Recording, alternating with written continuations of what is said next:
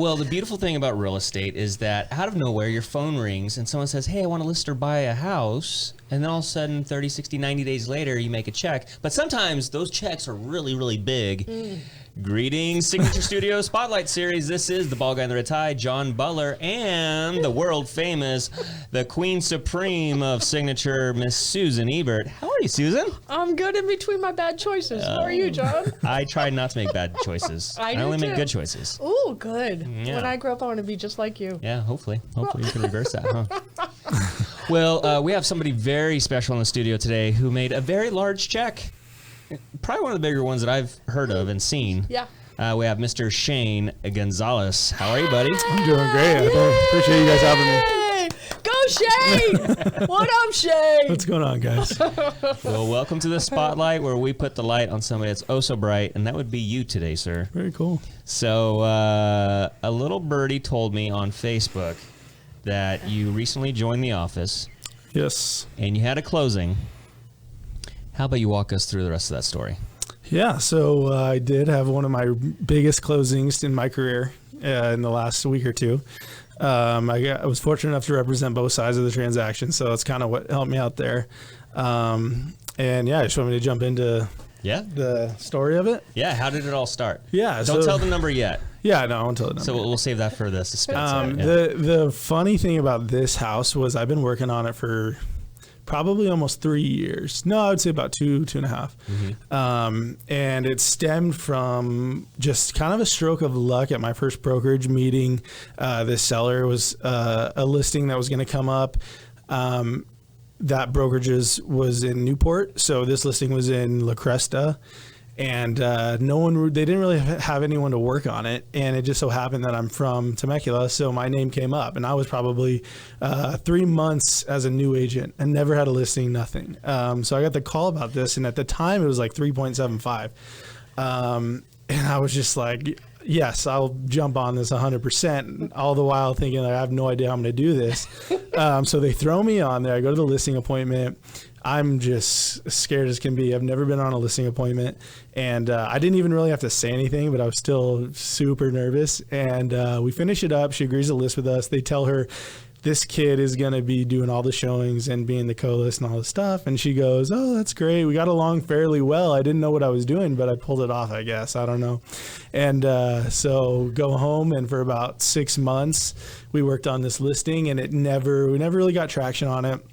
For the area, I would say it was probably overpriced now looking back, and now that I know what I'm kind of doing. But no, I was not going to by any means tell them that it was overpriced, especially them just bringing me on. So I was like, I just rode the wave. So it ended up expiring. I ended up leaving that brokerage, and it kind of was just in no man's land, that listing. Sure. I had been following it. I couldn't really reach out because it was relisted with them. So one day I get a call from her. She had my number still, and it had been expired again from them for about 7 months. And she reached out and said, hey, Shane, when you left, she was like, that listing went horribly wrong. The agents just did a horrible job. It was miserable. I didn't even want to relist. And then me and my son, remembered how good of a job you did, and we wanted to see if you'd want to list the house. And I was like, yeah, that would be fantastic. I've been looking at it all this time, didn't want to reach out because I didn't want to step on anyone's toes, but that would be amazing, and I would love it. And so that's kind of how I got the listing back and brought me to this point. So at this point, when you relisted it, then you were here at Signature? No, I was in the transition, coming back to the Temecula area, and I had it off market. Essentially, where she would let me bring in qualified buyers, anyone I knew. I had really good connections with some agents who I knew had some legitimate buyers for this, and she had about 2 years of just miserable showings and just a horrible process where I only brought in people that I knew were qualified, that I knew would appreciate the taste that she did, because this house, even if you can afford it, you may not even like it just because of the style. Sure. So I was really careful with that, and so we actually went about 3 months of me doing just showings where I knew people were qualified buyers that would have an interest in this house. So we did that, and as soon as I was coming over to Signature, I told them, hey, I brought them an offer off market, actually, which was one of the most I thought was amazing. And I was like, look, this is not going to come around again, like very often, like especially at the price we had it at. And she refused. We went back and forth for a long time, and she wouldn't do it. And so we went about like maybe a month of just nothing. She ended up, and I knew her for about 3 years. She was an amazing, amazing woman. She was a builder, built some of the most insane homes I've ever seen, including this one. And she ended up passing away probably 2 weeks before we ended up putting it on the market. Oh, wow. Yeah. So her son took over all her affairs and was left with this an insane portfolio of homes he had to take care of that he was not prepared to handle. So he called me, we rushed it, put it on, and we ended up selling it in 13 days. So, wow. Wow. Yeah. Timing's everything, man. Yeah, it really is. Yeah. And then so you had the buyer for it as well. Yeah. Okay. So I had the buyer for it. I believe I'd shown them before, like years ago, but it was too expensive. And then they had reached out to Signature, the office actually. And then I get a call, say, hey, Shane, there's a couple that contact you about, Avenida Conchita. And I said, oh, great. And so went and showed them. And then we just ended up working together. So. And then they lived happily ever after. Yeah, that's another story. But now we are. Yeah. And so you made a $10,000 commission check. I did. Yeah. Times minimum. how yeah. many? 10, 11? Yeah. So do you mind revealing the... Yeah. So it was, I got 5% on that. So it was about, I think, 106,000 after, some negotiating, helping helping the clients out, get the deal done. It was about 106,000. Yeah. Ladies and gentlemen. I hate saying that too. I love saying I hate it. saying it. But It's life changing. It is, You did a yeah. good job, and you hustled, and you worked hard, and you handled obstacles that you needed to handle, and you were patient Yeah. through it and professional through it. I was Well- impressed the whole time. I never would have thought that you were a newer agent handling a transaction through it. You did, Shane. You did good, and you yeah, I earned appreciate the that. money. Yeah. And what I hear in that story is the power of relationship and your, Yeah. Oh, your yeah. ability to connect with people. Yeah. Because for someone to circle back 2 years later or whatnot, that says that you made a good impression on them. Yeah, well, that's what it huge. was. That was all the difference there. And it kind of goes back to like where I was first and how I learned the transaction part of it. Like I was involved in so many deals when I first came on there in Newport, but they weren't my deals necessarily. So like I said, I never had to go get them. So I kind of learned it backwards, but that learning experience helped me with this by far because of the way we handled the transaction, how I learned how to handle something while we have a listing. It was all customer service, customer relations, and that's kind of where I always focused on. Like I always thought I'm not here for like the quick buck, I'm here for a career. So it's more about the relationships and being referred and knowing that you're in it for the long haul versus like the short check. So You have the right perspective because it's about relationships and not transactions. Yeah. And if Yeah. you take care of the relationships, the transactions take Okay. care of Yeah. themselves. But there's so many people that want that quick buck and they'll stab someone in the face for it. Yeah. But so kudos to you, man. That's yeah, I huge. appreciate that. Yeah. That is fantastic. So how old are you? I'm 26 now. 26 I turned years old. in May Just a earlier, yeah. baby. Yeah. Jeez. I know. You're a big 26-year-old. How tall are you? Yeah, I'm 6'3". 6'3". Jeez. Yeah. I thought you played football. No, I the played baseball, cameraman yeah. called you the Jolly Green Giant. Yeah, yeah, I'm wearing green today. Huh? Green's my favorite color. That's funny. Yeah. So I'm sure Susan's got something that she wants to say. I could see it in her eyes. Oh no, I'm excited for him because I love when a young person gets this little piece of success, and I just want him to be wise with it. Yeah. You know what I mean?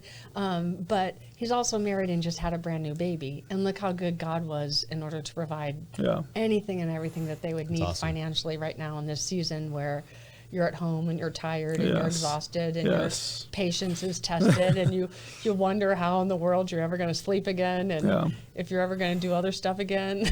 Yeah. 6 weeks. 6 weeks. Welcome to Susan Ebert's I, harassment. Yeah. that is too funny. We should have our guests sign a waiver saying we understand that I was Susan can gonna ask say some something. strange things. You gonna say something? So it's your first kid ever? Yeah, first kid? one, baby Yeah. girl, yeah. Baby girl, congratulations. So what's her name? Sienna. Selena. Awesome. Yeah. And how long you been married? Oh, these are your questions. You should Yeah, be these asking are these. Sienna's dad. Aw. Yeah, Sienna's dad. Yeah, that's cute, huh? His No, I coffee don't cup care. says Go ahead, Sienna's John. dad. Come on. Okay. Well, so how long you been married? How'd you meet her? Yeah, How'd you no. propose? Yeah. That's what I always ask. Yeah. Well, we were engaged for, I would say over 3.5 years. So when I was before real estate, I was playing baseball still. And I had just signed another independent contract to go play in Michigan. And so right before I left, I had proposed to her. And that was back in May. So that was 3 years ago. And it was good. Like I think we really enjoyed our engagement because we knew we were young, but, I would like totally recommend a long engagement. I think it's like super important, especially when you're really young, and we enjoyed it, a ton. And then our plans to get married got interrupted by the whole pandemic and everything. And it ended up being the best thing ever because we just went on the beach and just got married. Us two. It was probably like the best thing I could have asked for, honestly. I never wanted a big wedding, and honestly, neither did she. I always thought people focus too much on the day and not enough on like the days that follow. Yeah. And I go, so much more like bigger things to worry about. And I always looked forward to that part and not the day, as long as we got it done. Mm-hmm. And so that was always more important to me than how it happened, this extravagant wedding. And she was always on the same page with me. So it ended up working out. Yeah. Isn't it fun when people are in love and that's all they need? Yeah. Oh man, it's lovely. It is. It's a good thing. How did you propose? So that was a cool story. So she always wanted to be proposed to on the beach, and we ended up getting married in the same spot that I proposed to her at, which was really cool. So I had my dad and her family, her parents, get a bunch of furniture, like couches and tables and all this stuff, and pack it up in his truck, drive it down to the beach, and we had a cool spot. Like right against the water. It was a really cool setting. They set up a couch and all this stuff. It was really cool. And they were up at the top about like 100 feet back. She didn't know they were there, and it just happened to be her mom's birthday like week. And they're from Newport, so they would always go down and take family photos. So it was kind of perfect. We had told her that that's what we were doing. So she got all dressed up for the photos and everything.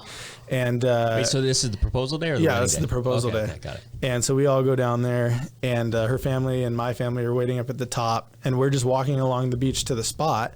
Are you nervous? I was really nervous. I really was really nervous, honestly. I didn't think I was gonna be, because I knew she was gonna say yes, but it's still like super like, I don't know, because you want everything to go right. You want to say the right things. You only do it once. So I was just like, and I don't remember it. It like flew by, like what I said and all that. I can't even remember. It was like I blacked out, but it ended up working out. We had video and photos, so I got to see it all, and like we got some of the most amazing pictures and stuff, and it was really, really cool. Like for something to just kind of come together in a week or two, it was really special.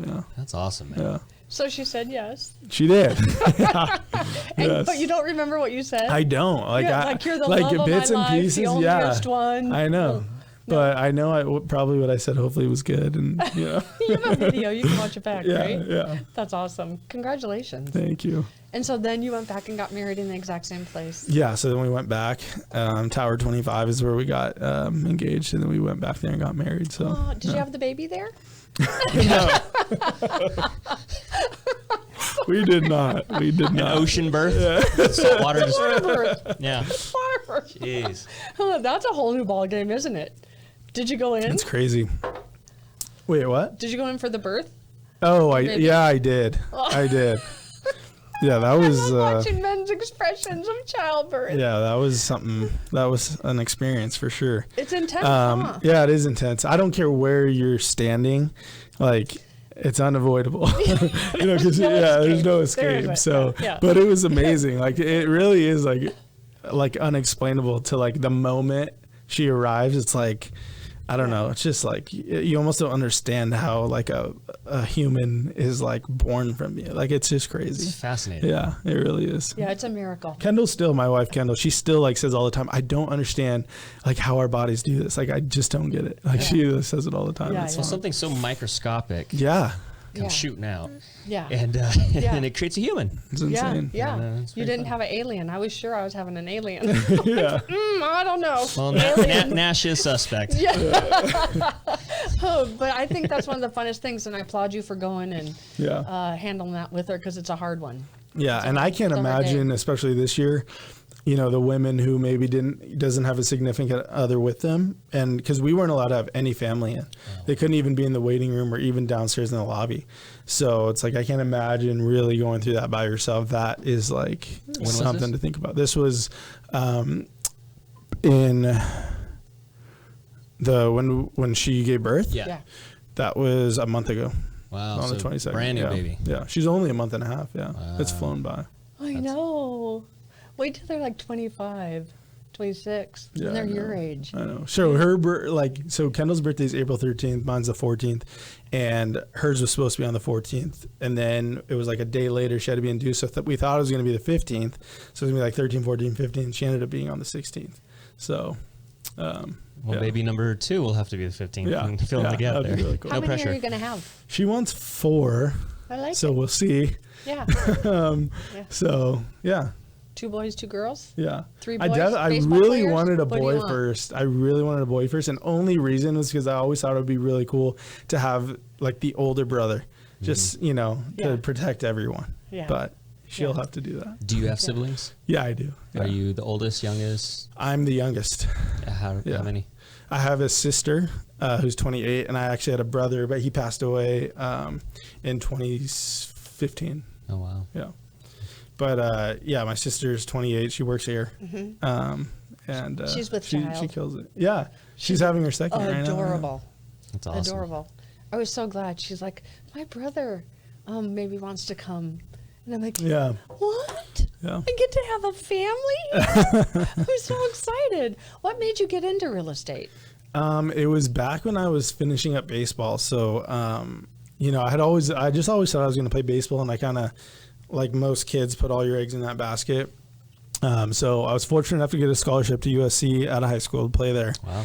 Which kind of like solidified my okay, I can do this. And then after a year there, our coach actually got fired for some NCAA violations. Is a whole mess. So a bunch of us freshmen actually ended up leaving after our freshman year because of that. And during that time, when you leave a Division I school, you can't go back. You have to sit out a year. So I was sitting out a year, and some scouts kind of knew I left. They knew I was eligible to be drafted, so they had called me, hey, would you be willing to throw a pen for us? A bullpen, for those of you guys don't know, it's like kind of like a practice session for pitchers. So I said, yeah, of course. Like, I'd rather chase the stream than go back to school, to be honest. Wait, no. What position did you play? Pitcher. Yeah. How exciting. Yeah, so a You're few the teams man. called me, and I said, yeah. I pitched for him in January, and I got picked up in June by the Phillies. So I'd actually been offered a free agency contract out of high school. I said no because I wanted to go to school. And then in June of 2014, they drafted me. And unfortunately, I had 2 shoulder surgeries, never really did anything with it. And after this first shoulder surgery, I really made a push to make it back. And it's kind of when this whole engagement thing happened. But after that first surgery, I was kind of thinking, what would I do? Just because I knew shoulders are hard to come back from. So my stepdad, Randy, actually, who does a ton of deals in real estate, was always doing something, either buying properties, renting them out, flipping them, whatever.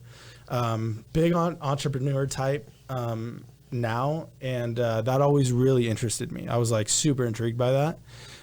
So I would go and me and Chelsea would kind of go see what he was doing, meet the contractor there that was doing the work on the house, and kind of learn as much as we could. So I knew I wanted to do that. So the house that I grew up in, my parents are divorced, so my dad went his separate way with, obviously a different house, and my mom ended up living with my stepdad, Randy. So that house was kind of like left to me and my sister. So that intrigued my start of, hey, let's fix this place up, sell it, take the money, and keep flipping. And so we kind of started that process. We did that That's one. awesome. Yeah, sold it, did a different one in Winchester. And that one in Winchester that we did, really, I thought to myself, well, I might as well get my license if we're going to be flipping. I might as well be the one selling it, versus trying to use these agents that, frankly, were pretty lazy when I was like trying to get stuff done. And it was pretty crazy to me. I was like, man, these people are making a living, and like I know I would at least be doing that much work, So I was like, this is a no-brainer. So that's when I decided to get my license, and kind of started thinking of the sales aspect versus the investment, and started falling in love with that. And so while I was getting my license, I was reaching out to brokerages. Hey, I'm in the process of getting my license. I'd love to meet. I'd love to figure out how we could work together.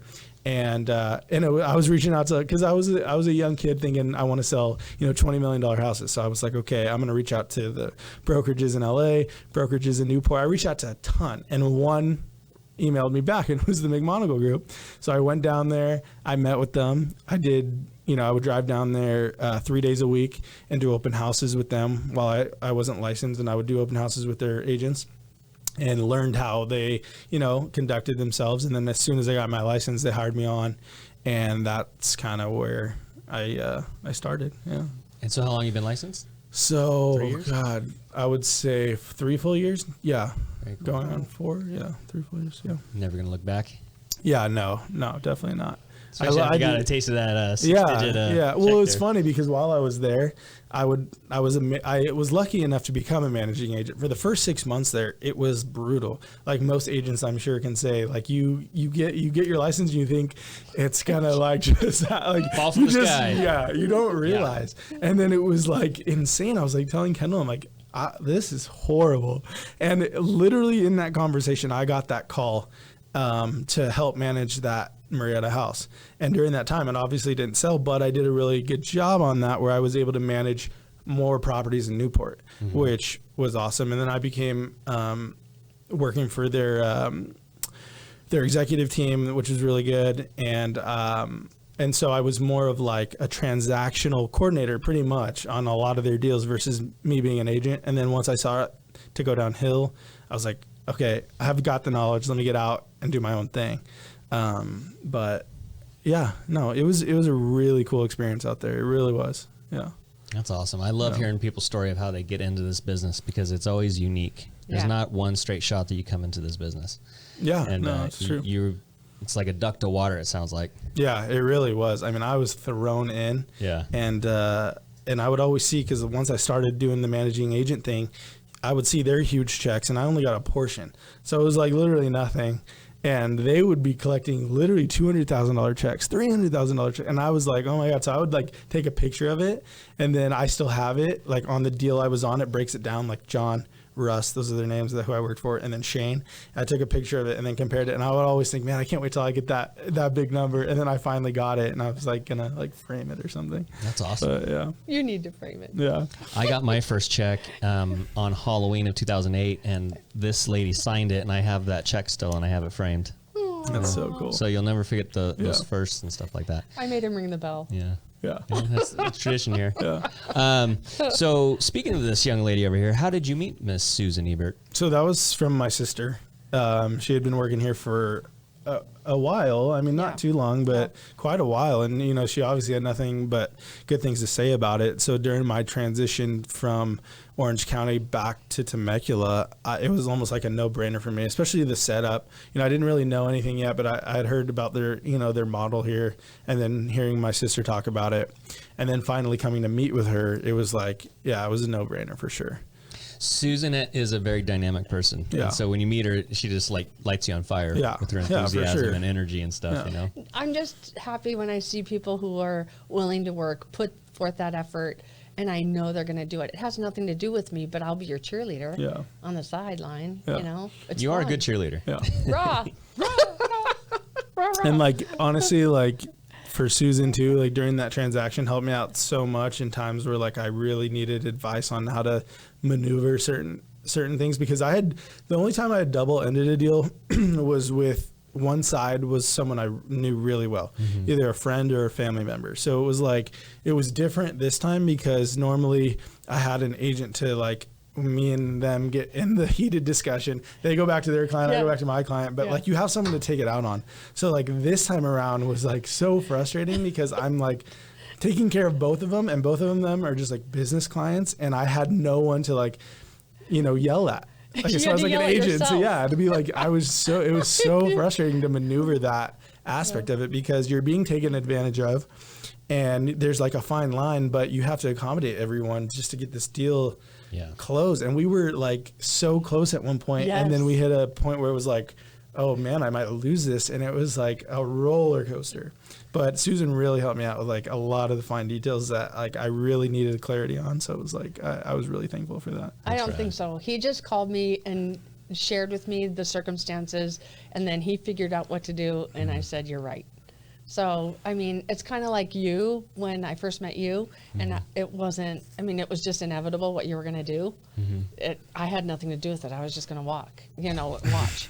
It's the same thing with him. Yeah. No, he had the skill set. He just needed to talk to somebody about talk through what he was doing, because he had to, be both sides, But he had the answers. He brought them up. I didn't. I didn't. You did that yourself. You got to take the credit. Well, you probably agree to this, is that when you're in a real estate transaction, especially a heated one, there's so many thoughts that go through your head and stuff like that. And so you can get tripped up in it. And so it's nice to have a sounding board like Susan, where it's like, hey, am I crazy or does this make sense? Like, no, that makes sense. It's good. That's exactly But he right. saved it. Yeah. He saved it because we didn't think it was going to. No, I really didn't. Yeah. There was a point and even when I first started it, because even the homes, like say a multi-million-dollar home in Newport didn't have the land or just the complexity that this property has. I mean, you're talking so many different things that you have to worry about that I'd never dealt with in my life. So I remember even when we were supposed to go into escrow, they're like, hey, let's open escrow. We got the offer accepted. I told Kendall, like, I'm not even happy. Like, I don't even know how I'm going to get through this escrow. I don't know how I'm going to maneuver this, but I guess I'm going to just go through it. And I've learned so much of this escrow that I literally could confidently go sell any home in La Cresta right now and know the ins and outs of every single possible thing that could go wrong, because I can't even imagine how many things came up in this transaction that I didn't even know of. Like, we're talking termite repairs upwards of that I've never seen before. Yeah.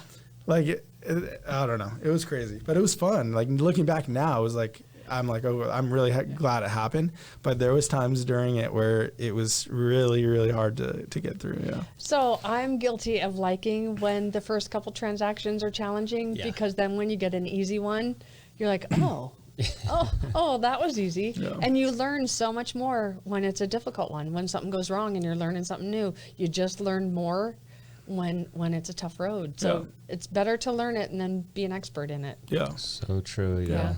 We're chatting before the show today, and you learn your best when you're in battle. When someone's shooting at you. Sure. It's that under pressure. Yeah. You can be at the shooting range all day long, but until you're getting shot at, and you're like, oh, this is how the gun works. Yeah, exactly. Yeah. I'm gonna shoot myself here. Yeah. Double ended. Oh, dang it. Okay, so wait, I have some silly questions. Go for it. What's your favorite color? Green. Oh. Yeah, green's my favorite color. Okay, sure, color of money. I'm just saying. Just thought I'd tie those two together. What's your favorite drink? Anything from Chelsea's coffee cup? Chelsea's from Sienna's coffee cup? No, I would say an old fashioned. Oh. I'm just, old fashioned for sure. What's your favorite food? Oh, sushi. Really? And I didn't even discover sushi until probably 3 or 4 years ago, because you were 12, Shane. Oh no, that too. But growing up, my mom was we didn't try anything. We were just so basic when it came to food. I didn't try anything. And so even at 18, 19, 20, I was very just basic. And so I was didn't want to try it. I just assumed I didn't like it. That's just how I was. So Kendall is the exact opposite of me. Traveled the world at 13, literally all over the world, and tried everything you could possibly think of. So she was always making me try things. And so she was one day we were at sushi, and she was like, you have to try this. She's like, if you love me, you're trying this sushi. I was like, oh my God. Dang it. So I tried it. I was like, oh no, I hate it. And then 8 hours later, the next day, I was like, I actually kind of like that. It's really good. And so she would take me back, and now I literally love sushi. It's my favorite. I could be all you can eat for a day and just eat it. Yeah. Favorite football team? Oh man, that's tough. I don't watch football that much, but I guess I'll say I'll stick with local. Of us. Yeah. But it's funny. Yeah. Everybody plays nice. Yeah. I always say you got to play nice in the sandbox. Yeah. And it'll be fun. And hopefully you get that back. Yeah. Because I'd love to see you kick some butt in this office. Yeah. Because you just did. Yeah. And they're going to be like, say what? Yeah. What? Say what? Well, what's his name? We're in Newport. It was I think that's where I lost most of it, because I carried it over there, but the competition wasn't played nice. But it was it was a real crazy shady, it was never success or money or anything like that. It wasn't worth it to me to have to do what they're doing. That's for sure. And that was a big reason why I left, because it was just the things that you see there was just insane. And then there's no way of beating it. They're all so at that level doing all that stuff where you're never going to make any headway unless you break into it, which I just wasn't going to do. So we have to introduce him to Adam Schwartz.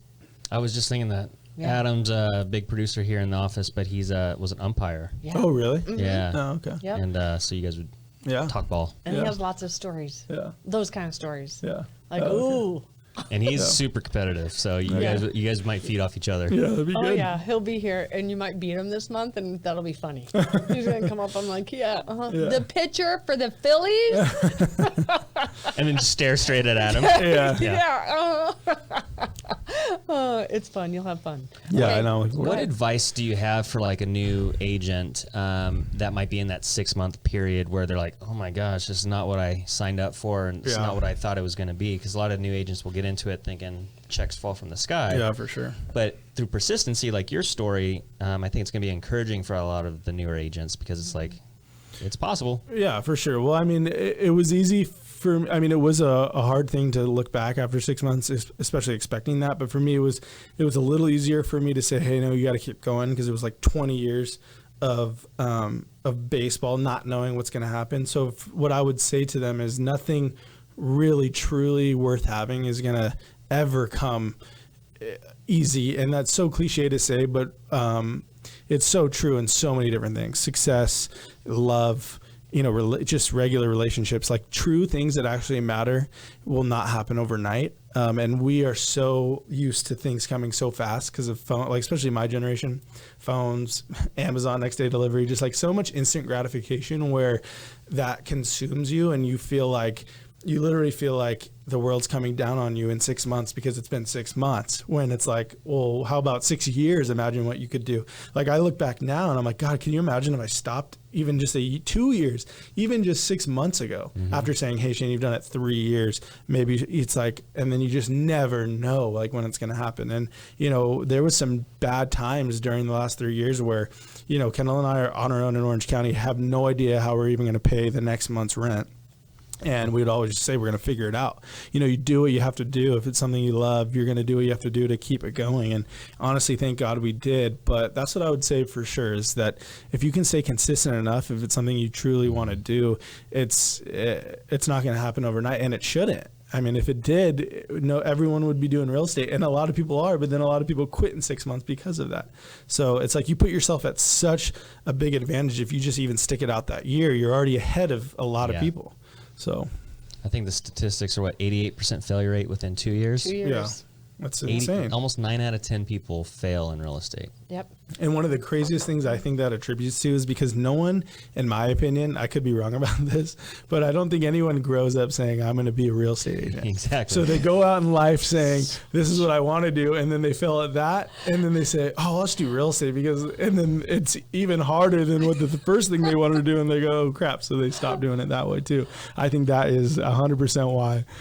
How have you grown as a person over the past 3 years, having to step into that role where there is no guaranteed income? I mean, you got to have a certain strength of personality and soul to weather those times, because 100%. It gets dark sometimes where you're like, you don't know how you're going to pay the bills. Yeah, and it's tough. I think the biggest thing over those 3 years was just diving into it. Like I said, we could have planned, but there were so many things that had happened during those times where I would have never seen coming.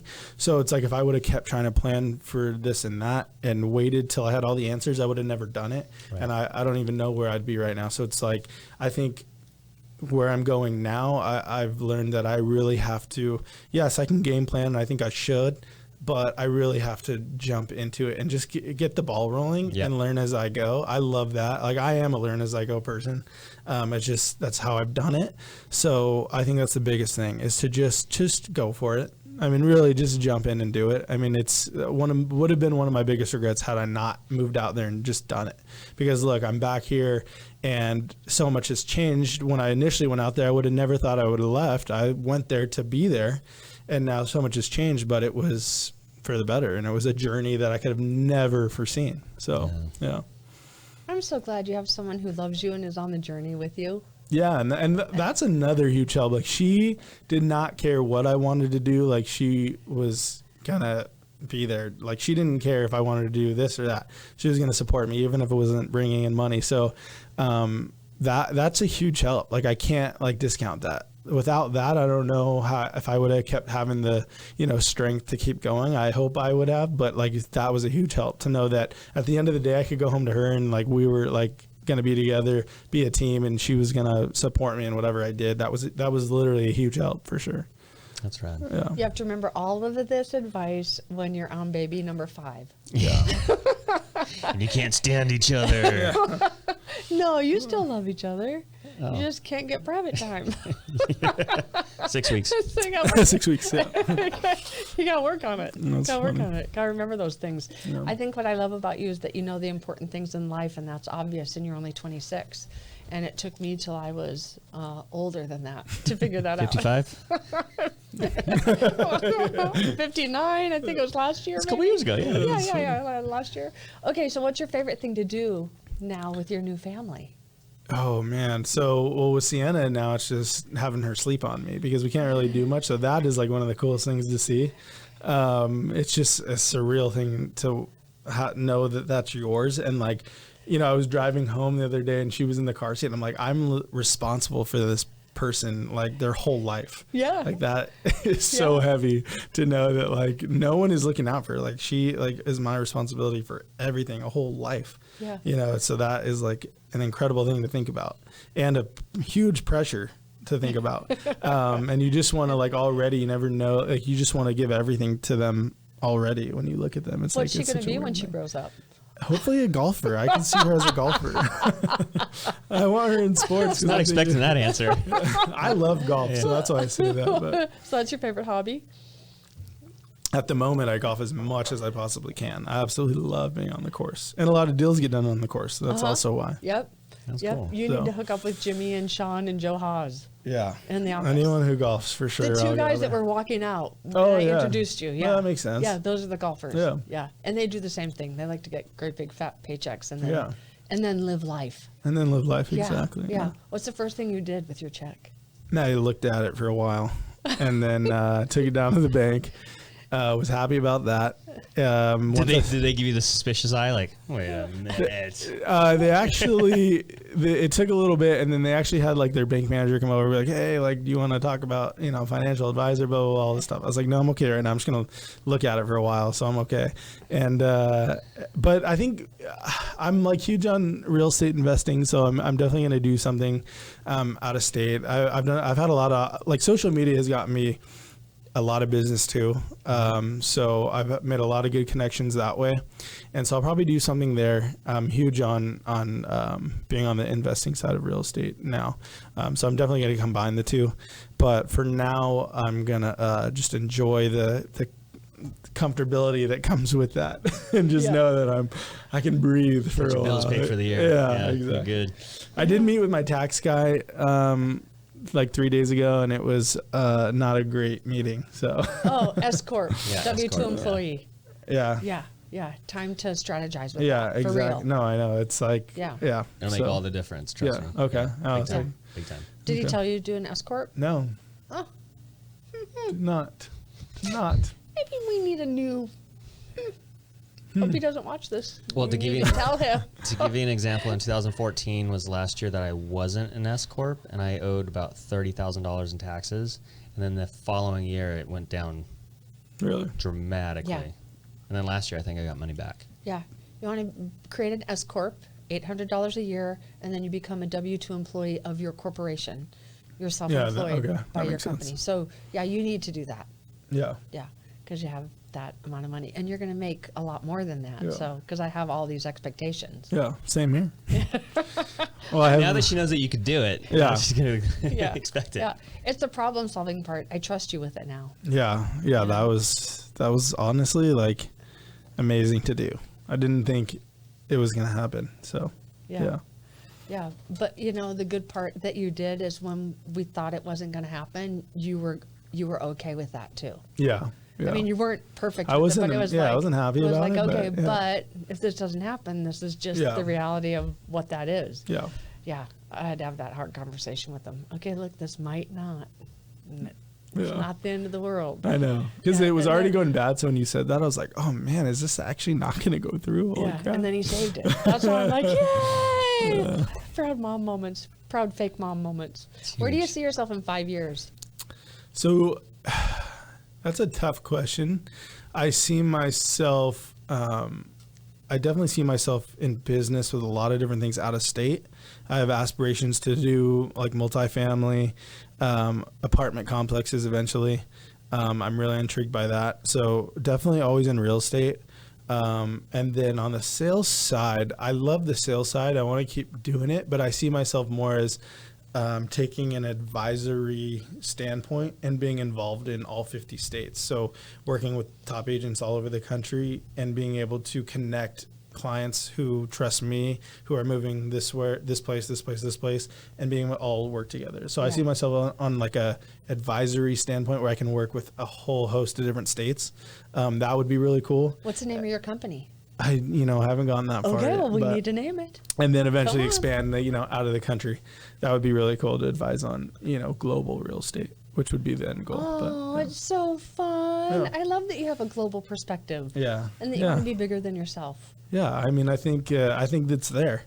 I think because there's so many athletes too that there's financial advisors for athletes, but so many of these guys I've talked to that don't even bring up real estate a lot of the time.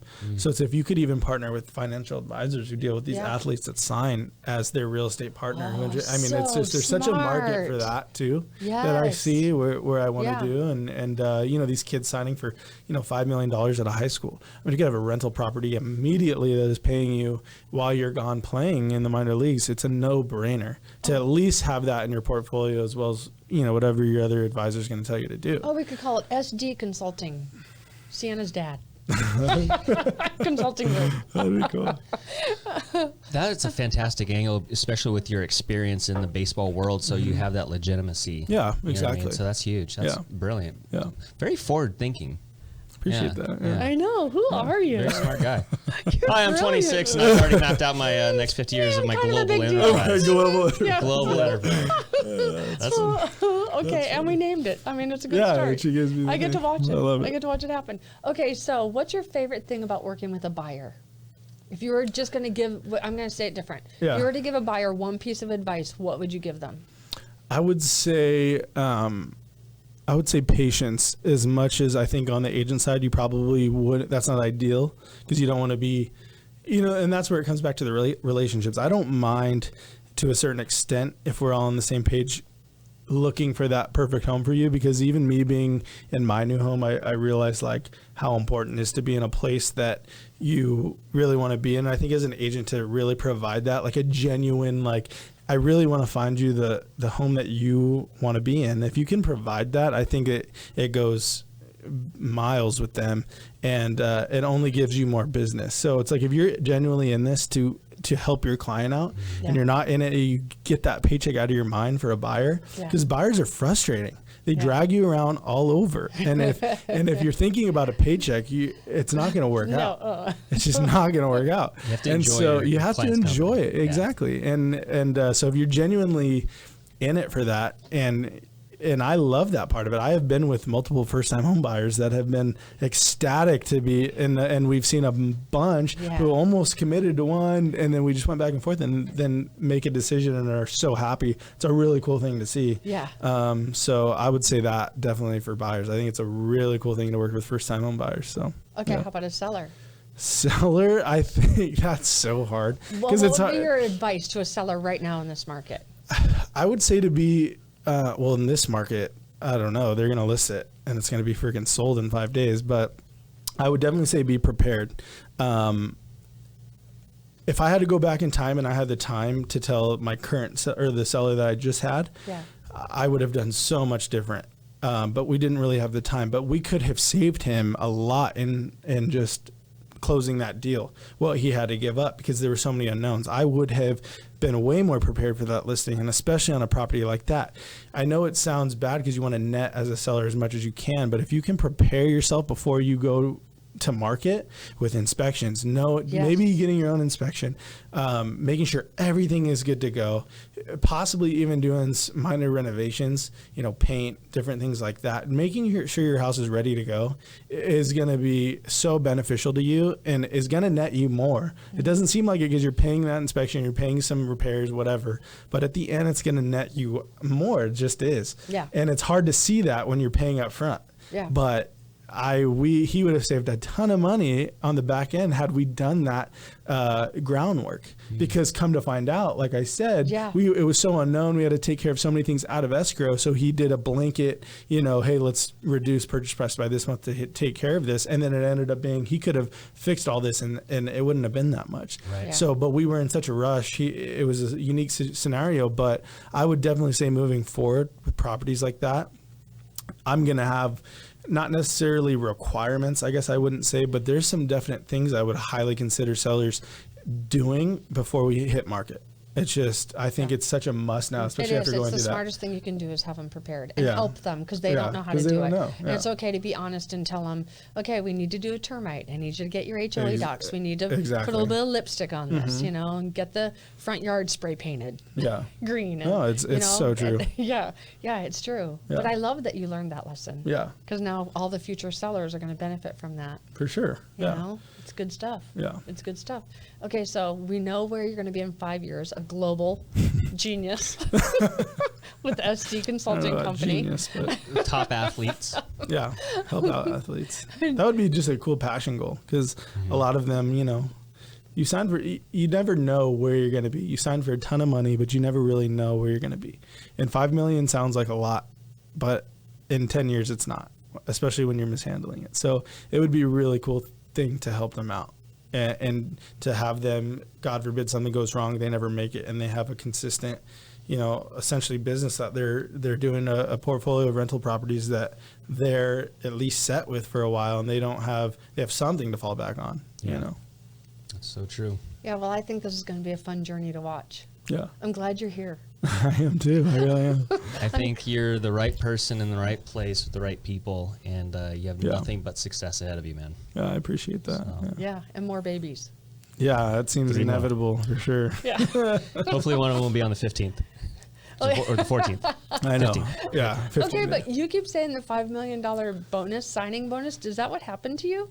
Oh God, no! Oh, I didn't get that much. Like, did you get? No, $5 I did not million? get that. I did not get that much. But a lot of people I know did, and even the whole first round, you're getting close to $1 million, like at the very last pick in the first round, and then you go down the list and it gets a bit lower and lower. But I mean, it's still. I mean, even if you sign for $500,000, like. Do something. There's things that you can do with that real estate wise that for sure can help you out. Yeah. And they just like kind of have no idea. And especially when you get down to that $1 million under range, a lot of those guys don't even have financial advisors. So it's I mean, there's definitely a market there. Yeah. Good. Yeah. I want you to do it. I do too. Well, thank you so much for being on this episode of the Signature Studio Spotlight Series with Susan Ebert, John Butler, ball guy in the red tie. Shane, we are excited to have you here, and nothing but good things coming your way, man. I appreciate that. I'm excited. Thanks, guys. You got it. All right, this concludes this episode of the Signature Studio Spotlight Series with Susan Ebert, John Butler, the ball guy in the red tie, and Shane Gonzales, the global athlete advisor extraordinaire, saying see you in escrow. Bye. Bye. That's cool. Good job, dude. Nice.